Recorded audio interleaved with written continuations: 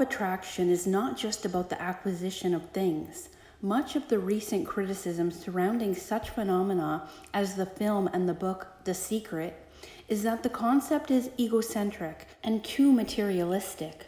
Yes, the law of attraction does deal with humanity's material needs and desires, but it also focuses upon humanity's spiritual needs. Detractors, utilizing the scare tactics of old, attempt to cast this idea as anti-spiritual, something other than godly and bordering on satanic. At first glance, the first quote discussed would appear to support the contention of the critics.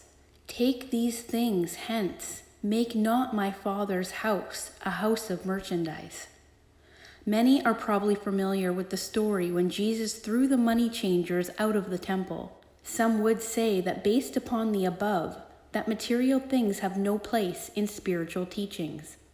Out of context with the entire stream of thought, it could be argued that detractors are correct. Even though the plate is passed every Sunday, and the Catholic Church is one of the richest and most powerful organizations in the world, they would say that things of this world should be shunned.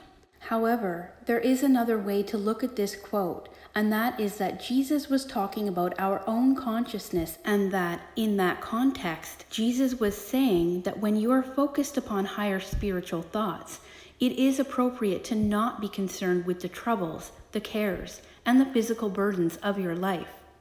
To think clearly, one must remove the merchandise or excess baggage from the mind in order to gain a clear focus. This is a part of any true meditative state and enables one to focus upon the work at hand. "Say not ye, there are yet 4 months, and then cometh harvest. Behold, I say unto you, lift up your eyes, and look on the fields, for they are white already to harvest. And he that reapeth receiveth wages, and gathereth fruit unto life eternal, that both he that soweth and he that reapeth may rejoice together." This is perhaps the first saying that directly begins the discussion of the unlimited abundance that is readily available to all.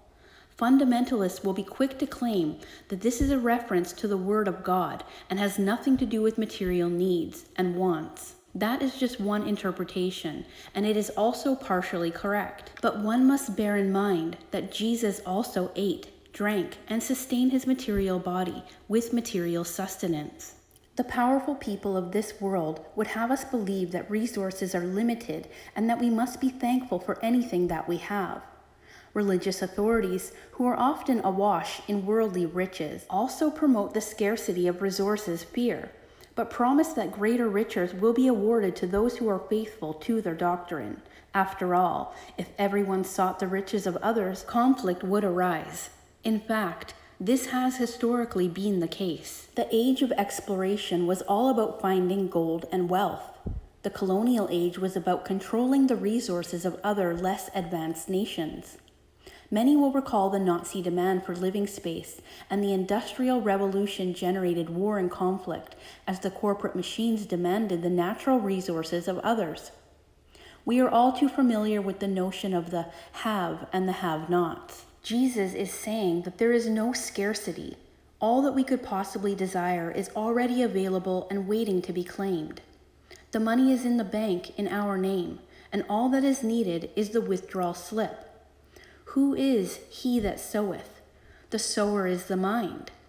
The disciples did not see the fields ripe with harvest with their physical eyes, and Jesus was telling them to lift their eyes, open their minds, and with their inner vision, truly see and visualize the harvest. Abundance is always available. Of course, because we live on the physical plane, we are also the reaper of the harvest. We must take physical action to reap the harvest we have sown with our opened eyes and our mind. This is the art of visualization. See what is desired not in the future, but in the now. See what is desired as manifest in the now and develop a mindset that is ready to harvest the mental crop. Jesus did not say, "See the harvest being planted." He did not say, "Watch the crop grow." He said, "The fields are ready to harvest." When the mind and the body work together, when the mind and the matter work as one. We will have all that we need as long as we live. There are no limits.